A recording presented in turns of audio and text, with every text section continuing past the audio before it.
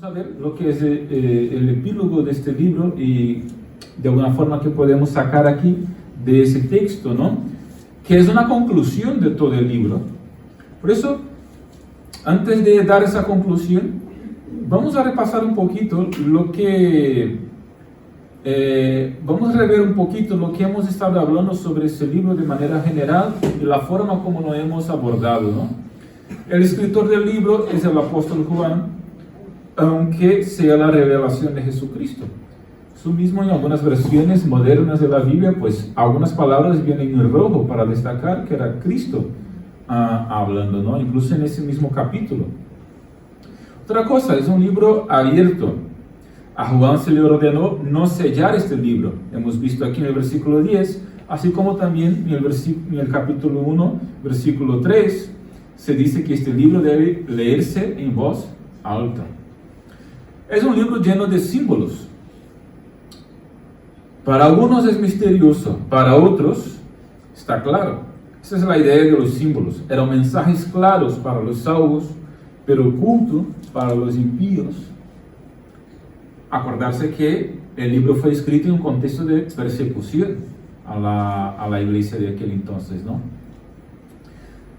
Siguiente, es un libro relevante para toda la iglesia en todos los tiempos, no solo en el pasado o en el futuro, sino a lo largo de toda la historia. Este libro trata de cosas que deben suceder pronto. Constantemente vemos en el libro, vengo pronto. Estas cosas están cerca de ocurrir. El fin está cerca y así por delante, ¿no? Entonces, cosas que deben suceder pronto, y de hecho varias de ellas ya están aconteciendo, ya acontecieron y seguirán ocurriendo, ¿no? Porque el tiempo está cerca. Así que pronto aquí no es inmediatamente como pensamos que sea, ¿no? En nuestro contexto, sino en breve. Dios no mide el tiempo como nosotros. Según Pedro 3, versículo 10. Nadie sabe la hora del regreso de Cristo, por lo que debemos estar preparados. Nosotros hablamos pronto y parece que es ahora, ¿no? El pronto aquí es en breve, pero teniendo en cuenta que el tiempo es medido por Dios de una forma diferente de la nuestra. Como dice segunda de Pedro, un día para el Señor puede ser 1000 años. En 1000 años como un día. Eso simplemente para destacar que Dios no está restricto a ese tiempo llamado Cronos, sino vive en el Kairos, ¿no? Son dos palabras en griego para tiempo. Uno, el tiempo cronológico, y otro, el tiempo de Dios. Pasa. Entonces, este es un libro que vale para todas las iglesias de todos los tiempos. Es un libro universal, con naciones, pueblos, como parte del programa de Dios. Un libro de bendición completa. Desde el capítulo 1 hasta el 22 vemos 7 bendiciones. Y 7 ya sabéis que es el número de la perfección en el Apocalipsis y en las Escrituras. De hecho, aquí en el capítulo 22 hemos leído las últimas dos palabras de bendición. Versículo de número 7 y versículo de número 14. Dichoso el que guarda las palabras de este libro, y 14, dichosos los que guardan los mandamientos. Es un libro majestuoso, porque es el libro del trono. La palabra trono aparece 46 veces en ese libro de Apocalipsis. 46 la palabra trono. Si el libro tiene 22 capítulos, pues más de 2 veces por capítulo. Es la media, ¿no? Entonces, este libro magnifica la soberanía de Dios. Cristo es presentado ahí en su gloria y dominio. Si los evangelios se enfatiza en muchas ocasiones la humillación de Jesús, el libro de Apocalipsis es lo contrario, pues enfatiza la gloria, la majestuosidad y la grandiosidad de Cristo. Es un libro de profecía que asegura la victoria de Cristo y de la iglesia sobre todos sus adversarios, en un tiempo en que la iglesia estaba siendo perseguida. Los hermanos estaban sufriendo, ¿no? Y el libro profetiza la victoria de la iglesia, la victoria de Cristo y de su iglesia. Es un libro de revelación. De hecho, incluso en inglés, pues el título del libro es Revelación, por ejemplo, y no Apocalipsis. ¿Por qué? Porque el título Apocalipsis, la palabra Apocalipsis, tiene también el significado de revelación. La idea es que se desvela para los lectores el final de todas las cosas. Se revela, ¿no? Como que si el velo se quitara y se diera discernimiento sobre las cosas que tienen que ocurrir. Es un libro apoteótico. Pasa. ¿Por qué? Porque es el clímax de todo. El final, el clímax de la revelación. Todo lo que comenzó en Génesis, pues termina en Apocalipsis. Se completa y se consuma en Apocalipsis, ¿no? Hemos leído, Jesús es el alfa y la omega, el principio y el fin. Lo que empezó en Génesis termina aquí de manera gloriosa y majestuosa y perfecta. Es un libro sobre Jesús y su iglesia. Es un libro, por lo tanto, cristocéntrico. Está totalmente centrado en la persona de Cristo, de manera que constatamos que el tema del libro principal es la victoria de Cristo y su iglesia contra todos sus adversarios. Ese es el tema del libro de Apocalipsis. La victoria de Cristo y su iglesia contra todos sus adversarios. Así que el libro, una vez más, magnifica la grandeza y la gloria de Cristo. Es la revelación de Jesús, de su gloria, de su majestad y su triunfo. Y no simplemente la revelación de acontecimientos futuros, que es la forma como mucha gente aborda el libro de Apocalipsis, ¿no? Con frívola curiosidad para saber lo que va a ocurrir e intentar desvendar algunas cosas, ¿no? Lo principal del libro es la victoria de Cristo y su iglesia. Lo demás viene por añadidura, digamos así, ¿no? Lo demás viene pues como que corroborando, como que alimentando ese énfasis principal, ¿no?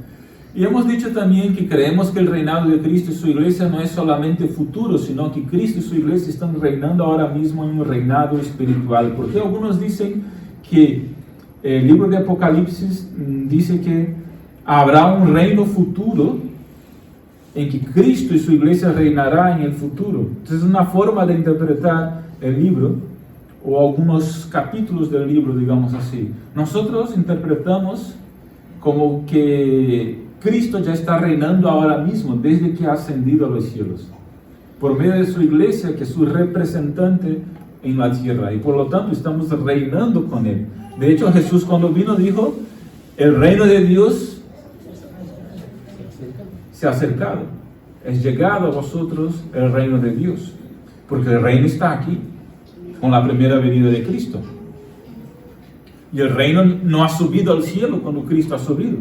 Jesús vino a establecer el reino. Y cuando murió y resucitó, ¿se quitó el reino? No. Estableció el reino sigue y el reino se consumará en su segunda venida. Entonces, el reino de Cristo no es un reino que empezará cuando Cristo vuelva por segunda vez. Creemos que el reino de Cristo ya ha empezado. Él sigue reinando. Él es el Señor de todas las cosas y de nosotros. Pasa. Y hemos dicho que son 7 sesiones paralelas y progresivas del libro de Apocalipsis. Paralelas porque hablan de los mismos temas: la victoria de Cristo, el juicio final, la victoria de la iglesia, la muerte y la derrota de los agentes del diablo, el dragón, el anticristo, el falso profeta, y etc. Pero se va profundizando en cada tema, ¿no? Capítulo 1 al 3, los 7 candelabros. Capítulo 4 al 7, los 7 sellos. Capítulo 8 al 11, las 7 trompetas. Capítulo 2 al 14, la tríada del mal, el diablo, el anticristo y el falso profeta, las 7 copas del juicio de Dios, la derrota de los agentes del dragón, que es Satanás, son echados en el lago de fuego, están derrotados definitivamente. Y por último, que estamos terminando hoy, la victoria final de Cristo y su iglesia, ¿no? Todo girando alrededor del mismo tema. Por eso, en ocasiones, el libro de Apocalipsis es repetitivo. Se repite muchas cosas. Así que, si yo he repetido muchas cosas, no es por digamos, por no tener otra cosa que decir, sino porque si el libro se repite, tiene un propósito. Y si tiene un propósito, yo también sigo ese propósito. ¿Me explico? Es decir, si Dios quiere repetir la misma cosa un par de veces, yo repetiré la misma cosa un par de veces. Tendrá su propósito, que será fijar en nuestra mente, en nuestro corazón, lo que tiene que ser fijado, ¿no? Entonces, muchas veces es verdad que escuchamos alguna cosa y hablamos de alguna cosa una vez y se nos va, ¿no? Pero Apocalipsis repite lo mismo. Y si yo he repetido lo mismo varias veces, espero que los que hayáis escuchado más de una vez, al menos podáis haber de alguna forma asimilado lo que he repetido varias veces. No porque quise repetir, sino porque fui obligado a repetir por las escrituras que estamos estudiando. ¿Me entendéis? ¿Verdad? Entonces, es mi forma de entender. Yo predico a partir del texto. Si el texto dice lo mismo, la culpa no es la mía. Estamos estudiando el libro de Apocalipsis. Si el capítulo 22 dice lo mismo que el capítulo 12, pues yo hablaré de lo mismo. La culpa es del autor del libro, ¿verdad? Entonces, pues ahí está. Siguiente. Propósitos del libro de Apocalipsis: alentar a los que están sufriendo por el Evangelio. Ese era el contexto de aquella época. Estaban sufriendo persecución. Los primeros lectores sufrían persecución. Ese libro está escrito con el propósito de alentar a aquellos hermanos, de animarles. Es decir, opa, se terminará, eso acabará, tendremos la victoria en Cristo. Eso también tiene que servir de ánimo para nosotros actuales lectores del libro de Apocalipsis. Los que sufrimos por causa del Evangelio o sufrimos en esa vida, pues al leer el libro de Apocalipsis no tendremos que tener miedo, que es lo que mucha gente a veces tiene, ¿no? Ni siquiera quiere leer el libro de Apocalipsis porque suena a miedo, ¿no? Suena a terror. Pero debería ser lo contrario. Debería sonar a aliento, a conforto, al menos para los que están en Cristo, porque realmente es aliento para los que están en Cristo y desgracia y juicio para los que están lejos de Él. Entonces, otro propósito: enseñar el final glorioso de la victoria completa de Cristo y la iglesia, que va pegado al primer propósito. Tercero, no es un libro, por lo tanto, para satisfacer curiosidades, que es otra forma de abordar Apocalipsis, ¿no? Hay libros y libros sobre el Apocalipsis y películas sobre el Apocalipsis, ¿verdad? A lo mejor ya habéis visto unas cuantas, todas abordando o interesadas en satisfacer curiosidades, o al menos la mayoría. Pero ese no era el propósito, sino nos fue dado con propósitos morales y espirituales: consolarnos, enseñándonos el corazón de la batalla que estamos luchando contra el mundo, el diablo, y finalmente la poderosa y segura victoria de Cristo. Así que debería animarnos a la santidad, darnos aliento en el sufrimiento y llevarnos a adorar al que está sentado en el trono para todo siempre. Amén. Pasa. El capítulo 1 y el capítulo 22 que acabamos de leer tienen muchas semejanzas. ¿no? Ambos pasajes se refieren a la revelación de Dios, primero, a la necesidad de obediencia a su palabra, segundo, a la identidad del Señor, tercero, y al testimonio en las iglesias. Juan menciona su nombre 3 veces en el capítulo 1, versículo 1, 4 y 9. Y luego una vez más en el capítulo 22, versículo 8. Está dejando claro que él escribió, recibiendo la revelación de Cristo, fue utilizado para escribir todo el libro, del principio al final. También en el primer capítulo Juan menciona las palabras de Jesús, quien dio instrucciones a Juan para que escribiera 7 cartas. Si oye la voz de Jesús otra vez en el capítulo 22, versículo 7, versículo 12, 16, 18, 20, y ahora el Espíritu Santo también habla al final de cada una de las 7 cartas, capítulos 2 y 3, pero también en 14 y 13, y ahora al final de todo, capítulo 22, versículo 17, ¿no? El prólogo, versículo 1, capítulo 1, versículo 3, incluye la primera bienaventuranza, y el capítulo 22 completa la serie con la 6ª y la 7ª bienaventuranza que hay en todo el libro, que son 7 al todo. Empieza la primera en el capítulo 1, las 2 últimas aquí en el capítulo 22. Pasa. ¿Qué es lo primero que vamos aquí destacar? Versículos 6, 13 y 16. La necesidad de proclamación, fe y obediencia a la revelación del Apocalipsis y diría yo también a toda la revelación que son las Escrituras. El versículo 6 empieza diciendo: estas palabras son fieles y verdaderas. Es decir, la revelación es absolutamente confiable. Juan trata aquí con la confiabilidad indiscutible del libro de Apocalipsis. No es el Apocalipsis de Juan, sino el Apocalipsis de Jesús. Es la revelación del cielo dada por el propio Dios.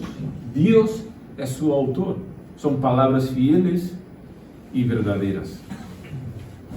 Esto no significa que para la composición del libro Juan fuera una simple marioneta en manos de Dios. Operó como un judío del siglo I con sus habilidades, capacidades, etc. Pero era Dios revelándose a él mismo. El propio Jesús revelándose a él mismo. Aquí Jesús se identifica, versículo 13, con la primera y la última letra en el alfabeto griego. El alfa y la omega, ¿no? Como el primero y el último, el principio y el fin. Versículo del número 13. En esta declaración sumaria utiliza 3 cláusulas que transmiten la verdad de que es eternamente divino. Lo que está diciendo Jesús aquí es: estas palabras son fieles y verdaderas. Quien la está diciendo soy yo. El primero y el último, el principio y el final. Podéis confiar porque son mis palabras. Versículo 16. La raíz y el linaje de David, la estrella resplandeciente de la mañana. Él dice que las palabras son fieles y verdaderas y da su credencial. ¿Sabes cuando alguien da su credencial para demostrar autoridad sobre aquello que está diciendo? Jesús está diciendo: estas palabras son fieles y verdaderas y está aquí mi credencial. Yo estaba en el principio, yo estaré en el final. Podéis creer que es verdad. Segundo, pasa. Versículos 7 y 14. Bienaventurados los que la guardan. La observancia del Apocalipsis produce bienaventuranza. Primero aquí, guardar significa aceptar el contenido como legítimo. No cambiar, agregar o quitar nada de su contenido. Lo acepta uno como legítimo. Esto es valorar la integridad del texto. ¿Guardas tú las palabras de este libro?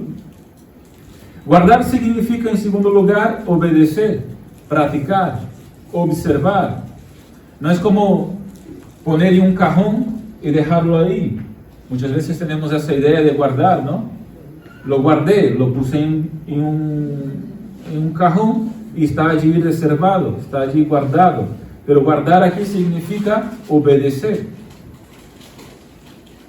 Guardar aquí significa observar, practicar. Así, las profecías del Apocalipsis no fueron escritas para satisfacer la curiosidad simplemente, sino para que las practiquemos, ¿no? Tercero, los que obedecen tendrán derecho al árbol de la vida y a entrar por las puertas de la ciudad. Versículo 14. Fijaros, como el Apocalipsis está conectado también a Génesis. Adán y Eva fueron expulsados del jardín del Edén y querubines fueron puestos impidiendo que pudieran acercarse al árbol de la vida. Pero ahora, ¿qué ocurre? Los que obedecen tendrán derecho a ese árbol de la vida y a comer de sus frutos y a vivir por toda la eternidad. Que era lo que siempre deseó el Señor, y por eso puso el árbol de la vida allí. Pasa. También otra expresión que quiero destacar está en el versículo 10. Dice: no selles las palabras de la profecía de este libro. El mensaje de victoria de Cristo y su iglesia debe ser anunciado a todas las personas. Desde la primera venida de Cristo ha comenzado el tiempo del fin, y ese es un mensaje urgente a todo el mundo. Dice un comentarista que los apocalipsis judíos se mantenían sellados para los no iniciados, es decir, para gente que no era maestra, ¿no? Que no era profesor, para aquellos que no tenían mucho conocimiento. Pero la palabra de Dios, dice aquí el texto, no debe estar encadenada, sellada de ninguna forma, sino que debe ser proclamada, anunciada, porque es enviada para cumplir su plan y su propósito. Hay gente, hay iglesias que no predican el Apocalipsis porque, no sé, parece un poco difícil, y no juzgo, pero el libro está escrito para ser predicado, para no estar sellado. Yo digo eso porque en mi vida he escuchado un par de predicaciones de Apocalipsis y nada más. Normalmente en las cartas, a las siete cartas, a las 7 iglesias. Ahí sobre las 7 iglesias se predica bastante, pero nada más. Pero claro, las cartas a las 7 iglesias son más fáciles de interpretar y coger aplicaciones, ¿no? Pero el libro está para ser predicado, todo está para eso. Así que, y cuando digo en mi vida, soy joven, tengo 36, pero estoy en una iglesia desde los 12, entonces eso significa al menos 14 años, 24 años, ¿no? Wow, más de 2/3 de mi vida ya sirvo a Cristo. Qué bendición, ¿no? Muy bien, pasa. Es una alegría empezar temprano. Versículo 8 y 9. Adora a Dios. Adora a Dios. Las palabras del ángel, ahí versículos 8 y 9, son casi las mismas que las que pronunció y que se mencionan en el capítulo 19, versículo 10. Pero ahora el ángel amplía la frase agregando las palabras los profetas y los que cumplen las palabras de este libro. Bueno, la advertencia va destinada a Juan, pero a todo el pueblo de Dios, la verdad. A nosotros también. Juan y los profetas no estaban en un nivel aparte y por encima de los creyentes ordinarios. Forman parte de ellos. Dios enseña aquí, una vez más, que la adoración de cualquier criatura, ya sea ángel, ser humano, animal u objeto inanimado, está absolutamente prohibida. Lo que hablaba de la repetición, este versículo, esos dos versículos, 8 y 9, son una repetición del capítulo 19, versículo 10. Pero ¿por qué se repite? Es para énfasis. Es porque hay verdades que hay que repetirlas. Algunas cosas aquí. Y bueno, más que nosotros sabemos que hay que repetir eso un par de veces, ¿no? Que no hay que adorar a nadie más, sino solamente a Dios. Fijaros, Juan estaba recibiendo una gran revelación. Era el propio ángel que está enviado por Dios, que le estaba dando la revelación. Y aquella visión, pues, imagínate, asombraba a Juan. Y Juan, el apóstol, el que se acostó ahí en el pecho de Jesús, exacto, pues de tan asombrado se postró. Y el ángel tuvo que advertirle y llamarle la atención y decirle: hey, a mí no, levántate de ahí, porque yo soy tu consiervo. Yo soy consiervo tuyo como cualquier otro apóstol, cualquier otro creyente, como cualquier otro ángel. Aquí el único que es digno de ser adorado es Dios. Esa es la verdad que nuestros pueblos necesitan saber. Necesitan escuchar. Aunque se peleen con nosotros, ¿verdad? Aunque nos juzguen, aunque nos echen palos, aunque nos persigan, nosotros estamos aquí para decir: adora a Dios. Y nosotros estamos aquí para adorar a Dios tan solamente, ¿verdad? Pasa.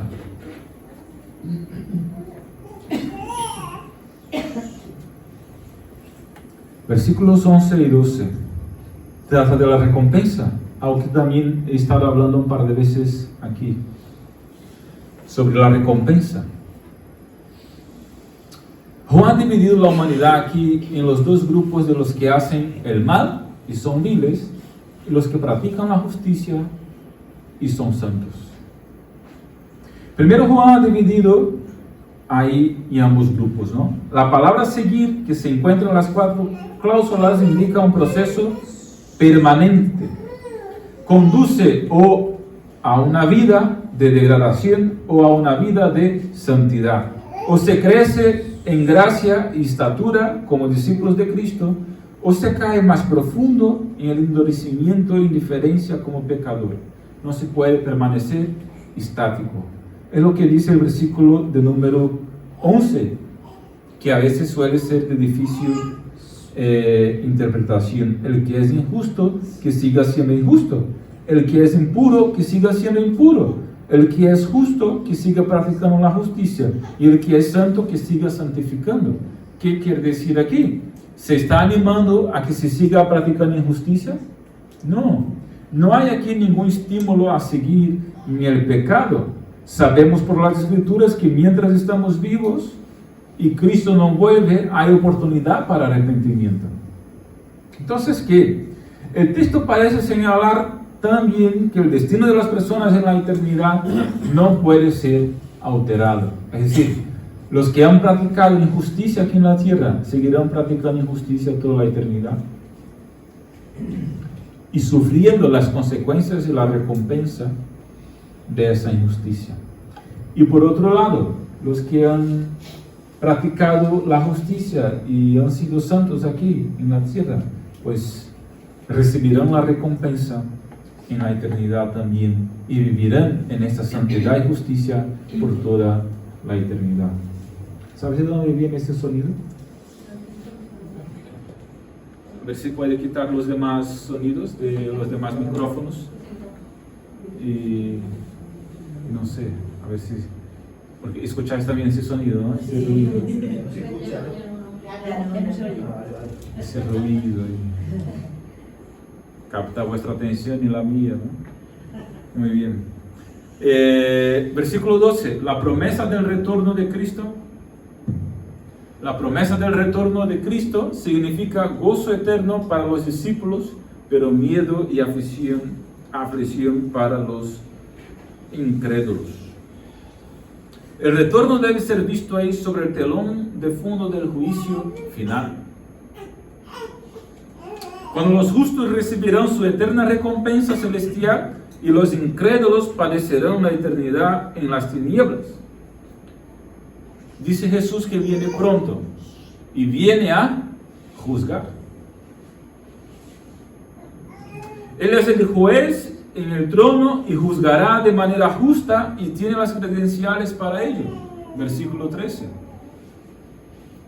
Él es el verdadero juez que puede juzgar con total equidad. Nadie puede escapar de su juicio final. En ese juicio final, los incrédulos recibirán su recompensa.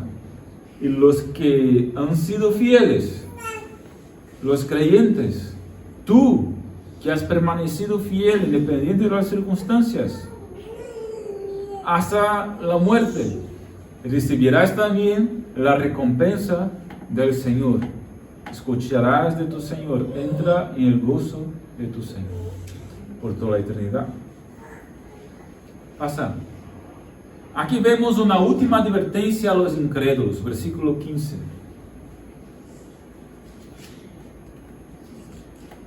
Pero afuera se quedarán los perros, los hechiceros, los que cometen inmoralidades sexuales, los asesinos, los idólatras y todo aquel que ama y practica la mentira.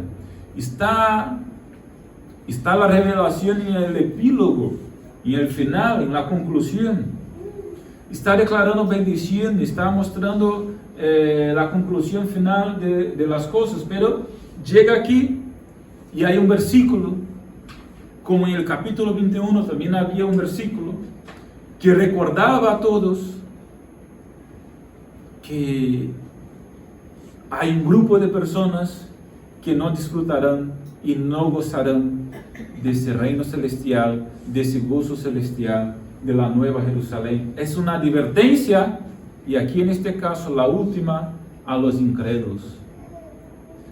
Sirve como de, hey, si por acaso estás ahí escuchando, leyendo ese texto, y te encuentras en esta situación,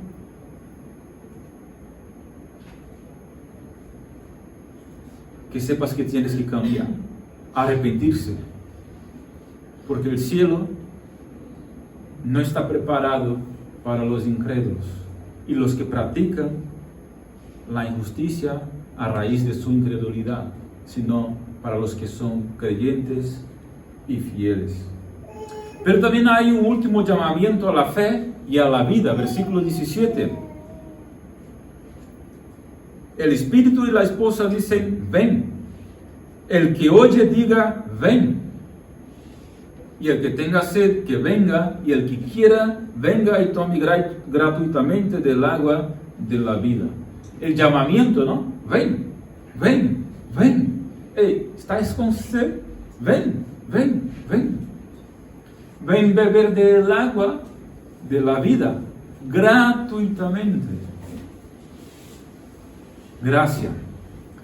El Espíritu y la Iglesia claman por el retorno de Jesús con una petición en tiempo presente que significa: cumple tu plan en la historia con la mirada puesta en tu venida. El gran anhelo de la Iglesia, queridos hermanos, no es solo por el paraíso. El gran anhelo de la Iglesia es por su amado. ¿Me explico? ¿Quién es el amado de nuestras almas? Es Jesús.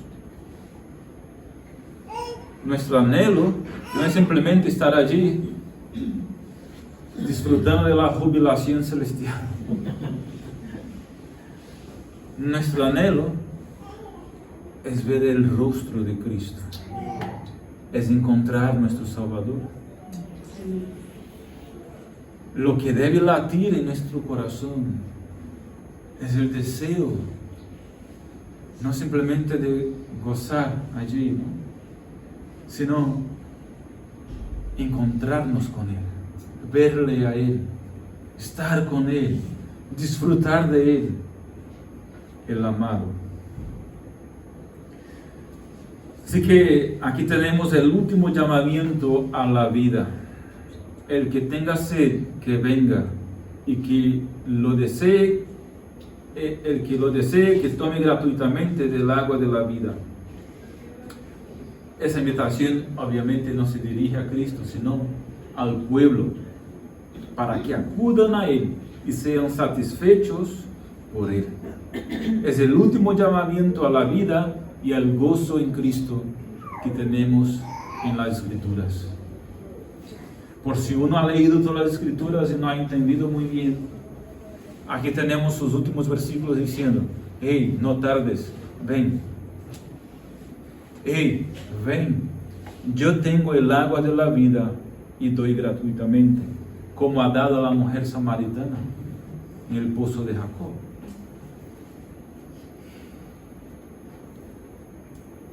Así que también es un desafío para la iglesia, porque dice que el Espíritu y la novia dicen ven.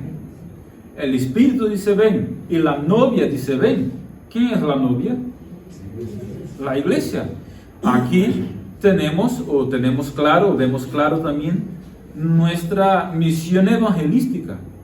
El Espíritu está diciendo al pueblo ven, pero nosotros, la iglesia, los que nos consideramos realmente iglesia, también tenemos que alzar nuestras voces y decir a los pueblos ven, ven a Cristo. Estaba hablando de la invitación hoy por la mañana, ¿no? A la boda. La invitación es esta: ven a Cristo, ven a Cristo, ven a Cristo. El Espíritu dice ven. La novia, nosotros decimos ven. Todos decimos ven. ¿Ven a quién? Ven a Cristo, el amado. Este es nuestro llamamiento, igual, esta es nuestra misión como iglesia, ¿no? Invitar a todos los pueblos a los pies del amado, a los pies de Cristo. Amén. Vamos a decir ven. ¿Ah? Decimos ven al pueblo, ven a Cristo. Decimos ven a Jesús, ven Jesús. Decimos ven, ven y ven. Ven a todos lados, ao lado y al cielo. Apenas al enemigo decimos vaya. Vete, ¿no? Vete de aquí. Muy bien, pues siguiente. Conclusión número 1.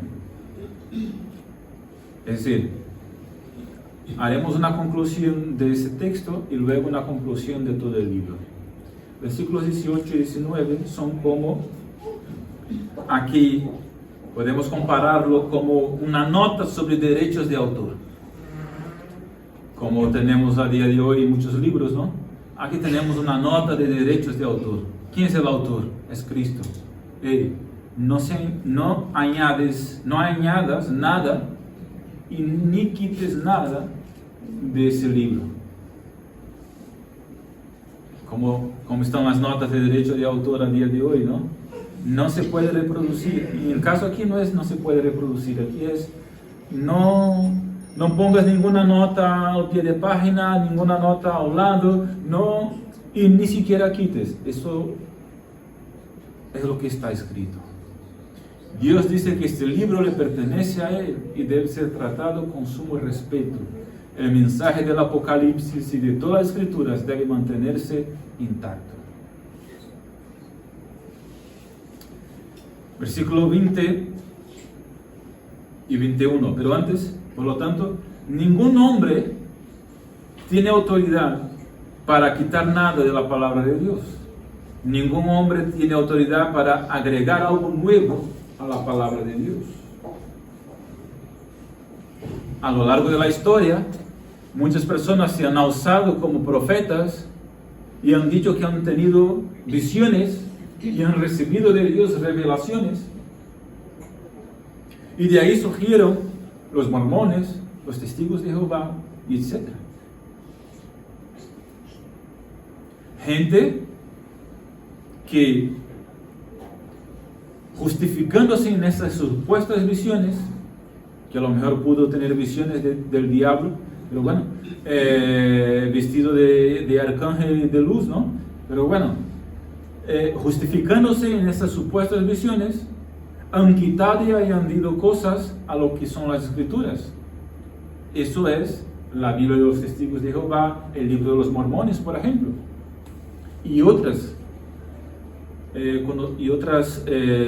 segmentos religiosos que intentan hacer lo mismo, o quitar o añadir algo a las escrituras, como el movimiento del liberalismo religioso, liberalismo evangélico, que intentó quitar de las escrituras todo lo que correspondía a lo sobrenatural, a los milagros. Lo que está diciendo Jesús aquí es que no se quite nada y no se añada nada. Nadie tiene autoridad para eso. Y si lo hace, pues se verá con el autor del libro. Versículo 20 y 21. Aquí la declaración más resuelta, salida de los labios de Jesús, de quien en realidad regresará como prometió. Él viene pronto. Y ahora puedes preguntar, pero pastor, si Él dice que viene pronto, ¿por qué ya se han pasado más de 2000 años y aún no ha regresado? ¿Por qué está aparentemente tardando? Pedro contesta diciendo que Dios, mientras la iglesia predica el Evangelio, está dando oportunidad para que los hombres se arrepientan y sean salvos.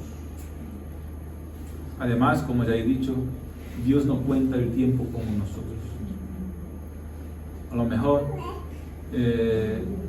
estamos en el segundo día de Dios ahí, ¿no? Que si son 2000 años. Es decir, Él cuenta el tiempo de otra forma. Cierto es que el libro del Apocalipsis es como una pancarta de Dios, anunciando que Cristo vuelve pronto y ese regreso está garantizado por Él. Así, esta promesa de la venida de Cristo debe moldear la forma de vida de la iglesia, que debe vivir siempre en la expectativa del regreso inminente de su Señor. Nuestra forma de vivir debería estar moldeada por la verdad de que Cristo vuelve pronto. Eso es inminente. Nadie sabe el día ni hora. Cada generación debe estar despierta y lista, como si su regreso estuviera a las puertas. Esa es la idea, ese es el principio. Conclusión número 2. ¿Qué sacamos de todo el libro? Un pequeño resumen conclusivo y terminamos. Las enseñanzas recurrentes y principales de todo el libro de Apocalipsis. Aquí, bueno, fueron varias, pero quiero destacar 5 enseñanzas recurrentes, ¿no?, y principales de todo el libro de Apocalipsis. Primero, la soberanía de Dios y su Cristo. Él tiene el control total de la historia y de su iglesia. El libro de Apocalipsis, nos damos cuenta de que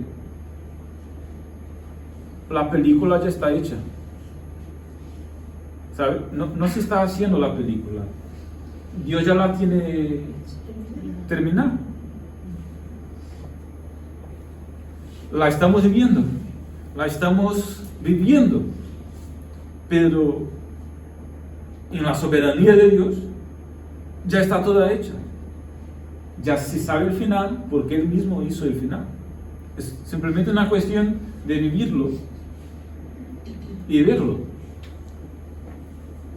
Eso demuestra la soberanía de Dios, su control sobre la historia de la humanidad y su control sobre la historia de nuestras vidas. Pastor, eso es complejo, ¿no? bastante complejo para nuestra mentalidad limitada y humana ilimitada. Pero eso es lo que se subentiende del estudio de Apocalipsis, porque se nos describe el final, se nos revela el final que Dios mismo ha establecido.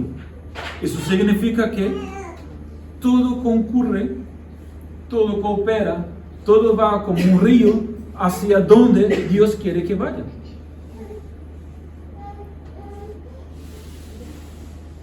Parece que está desgobernado, ¿no?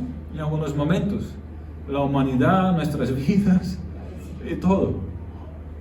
Parece que va como un camión sin freno, bajando la sierra, ¿no?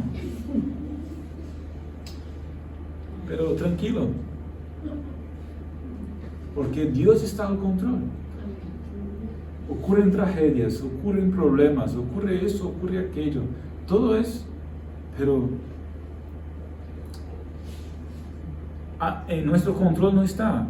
No sabemos cómo responder a muchas circunstancias, pero tranquilo, porque el Señor está al control. Eso es lo que enseña Apocalipsis. Segundo, la iglesia en el mundo pasa por tribulación, que aumentará grandemente cerca del final, por la permisión de Dios, no otra cosa.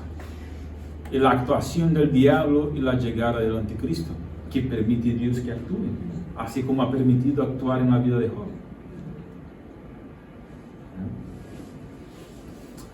Entonces, esto está predicho, es decir, esto está profetizado. Por eso he dicho un par de veces que la tendencia es que la cosa en el mundo empeore para la iglesia. Nosotros deseamos que mejorara, ¿no?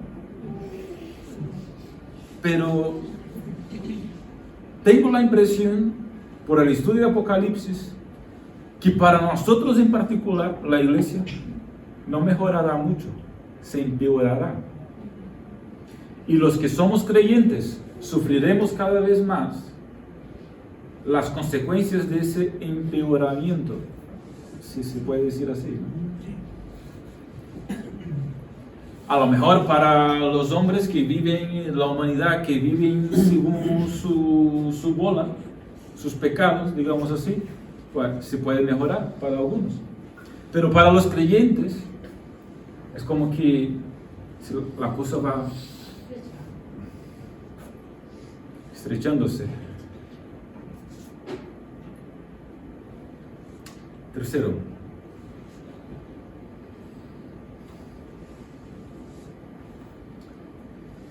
la certeza de la segunda venida de Cristo. Esa es otra enseñanza recurrente y conclusiva de todo el libro de Apocalipsis. Primera enseñanza conclusiva de todo el libro.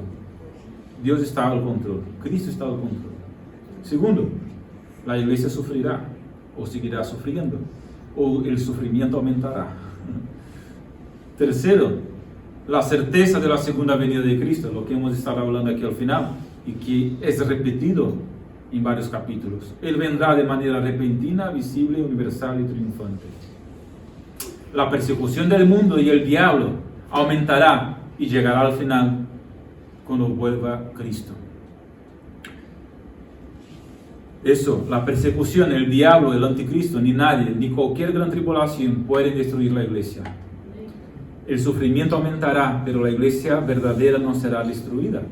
Lo contrario, los agentes del dragón, la gente del mal serán derrotados. Cristo vencerá y su iglesia vencerá con él. Esa es la enseñanza recurrente. De hecho, ese es el tema central, la victoria de Cristo.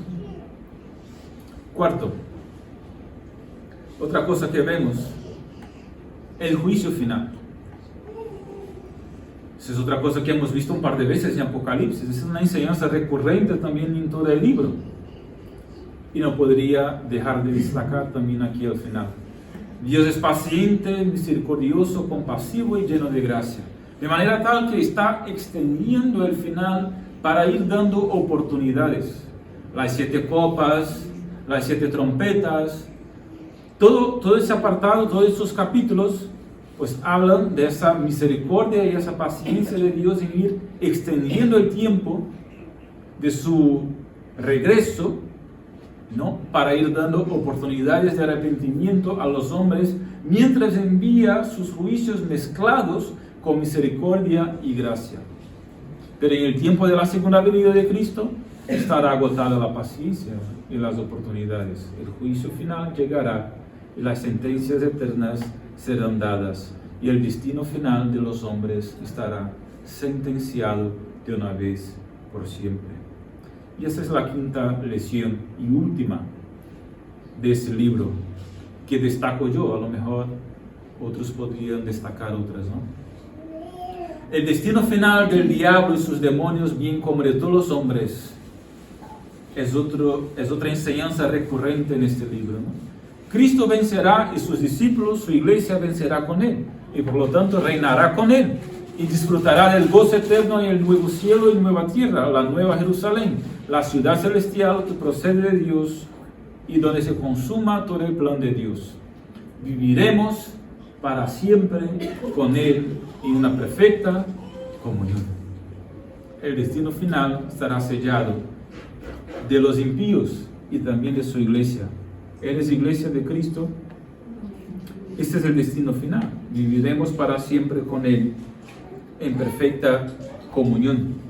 El diablo, el anticristo y todos sus demonios derrotados serán lanzados en el lago de fuego para sufrimiento eterno. Desgraciadamente, todos los hombres que se mantuvieron incrédulos y decidieron no seguir al Cordero también serán echados en el lago de fuego para sufrimiento eterno. No hay aniquilacionismo o destrucción total del alma. Dejar de existir, no, se seguirá existiendo por toda la eternidad. Los que están con Cristo vivirán eternamente en el cielo. Los incrédulos padecerán eternamente en el infierno. Así, mis hermanos, termino. El libro es un gran aliento para los creyentes y una fuerte advertencia a los incrédulos. El libro es un gran aliento y un gran ánimo para los que creen en Cristo y una gran advertencia para los que aún no se han rendido definitivamente a Cristo. Si todavía no te has rendido definitivamente a Cristo, ríndete. Y ese libro es una advertencia para ti. Si ya te has rendido, ánimo. Ánimo y ánimo. Fuerzas y fuerzas. Porque el final es glorioso. Amén. Amén. El final es glorioso y bueno, de gozo para nosotros. Porque aquí me incluyo ya en los que han creído. Amén. Nos ponemos en pie para orar. Espero que os haya sido de bendición y edificación el día de hoy y también pues los otros 30 domingos pasados desde hace más de un año en que hemos estudiado ese libro de Apocalipsis, ¿no? Así que me gustaría terminar con una oración rogando al Señor pues que nos bendiga y a todos nosotros. Padre, muchas gracias, Señor, por ese tiempo de estudio en tu palabra, en que en esos domingos por la tarde hemos podido pensar, reflexionar, estudiar tu palabra, especialmente ese libro que muchas veces da miedo a las personas, pero tan lejos de eso debe estar para los creyentes, que deberíamos ser animados y alentados por la lectura y el estudio de ese libro, Señor, porque nos muestra, nos enseña el final glorioso que tenemos junto a ti, Señor Jesús, la victoria que tenemos junto a ti y el gozo que nos espera por toda la eternidad. Que ese mismo gozo, Señor, podamos proclamar y decir a la gente, a los pueblos: ven, ven a Cristo, ven hasta ti, para recibir también de ese mismo gozo y esa misma salvación. Igual queremos decirte a ti mismo, Señor Jesús, ven, ven, ven, porque tu novia aquí te anhela a ti, verte a ti y estar contigo. Y si alguien escucha ese mensaje y todavía se da cuenta en su corazón que no se ha rendido totalmente a ti, pues que la advertencia de ese libro les sirva a ellos para que finalmente se rindan a ti y vengan definitivamente hasta ti para beber de esa agua de vida que rebosa para toda la eternidad. En el nombre de Jesús. Amén. El Señor los bendiga, queridos.